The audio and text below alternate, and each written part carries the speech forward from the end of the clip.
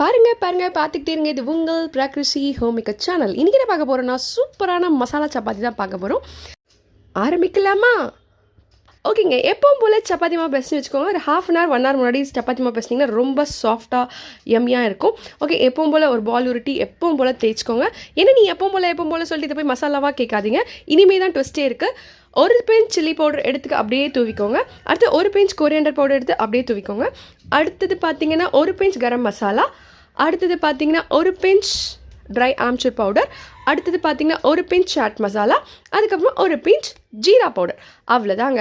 இந்த மசாலாலாம் தூவிட்டு அதுக்கப்புறமா லைட்டாக ஒரு கோடு போட்டு கட் பண்ணிவிட்டு இது அப்படியே ட்ரையாங்கிளாக மடிச்சுட்டு டாப் பண்ணிவிட்டு மாவு போட்டு திருப்பி எப்பவும் போல் சப்பாத்தி மாதிரி தேய்ச்சிட்டு அதில் கொஞ்சம் அஜ்வைன் போட்டுட்டு அதுக்கப்புறமா கொஞ்சம் மேலே கொத்தமல்லி போட்டுட்டு இதெல்லாம் போட்டு லைட்டாக டாப் பண்ணிவிட்டு இதை நீங்கள் கல்லில் போட்டு சூட சாப்பிட்டு பாருங்களேன். சூப்பரான எம்மியான மசாலா சப்பாத்தி ரெடி.